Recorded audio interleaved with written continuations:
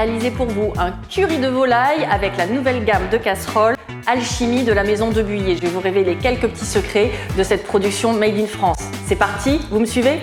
On va commencer par l'étuvée de légumes. Pour ça, on va mettre de l'huile d'olive à feu moyen dans notre sauteuse droite et on va démarrer avec les carottes. Ensuite, on va commencer à tailler nos légumes à l'aide de la mandoline. Je démarre avec le radis. On fait une julienne.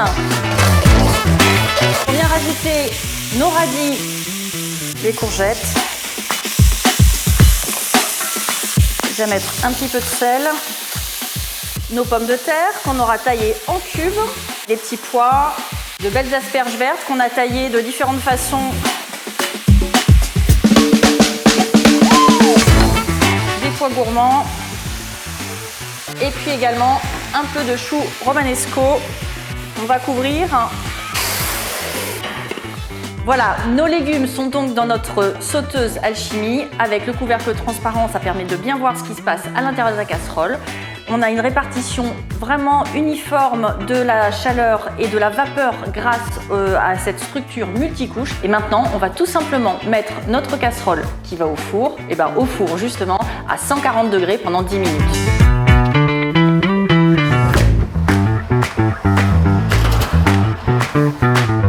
Et voilà, on va maintenant s'attaquer à notre curry de volaille.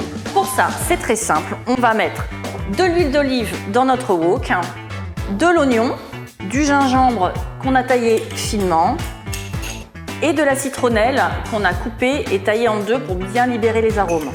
On ajoute ensuite de la pâte de curry vert et on va laisser suer ça très tranquillement dans notre wok. Pendant ce temps-là, on s'attelle à la préparation de la viande qu'on va couper en lamelles. On va rajouter notre volaille et on va laisser saisir. Un petit peu de sel.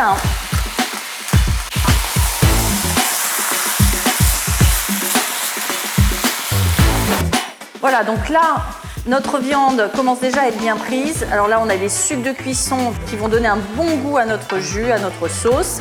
Voilà, on a vraiment une belle répartition de la chaleur partout dans le wok et puis surtout une rapidité de cuisson. C'est vraiment top. On va venir rajouter du lait de coco. Donc là, notre lait de coco commence à bien bouillir. On passe à feu moyen, on couvre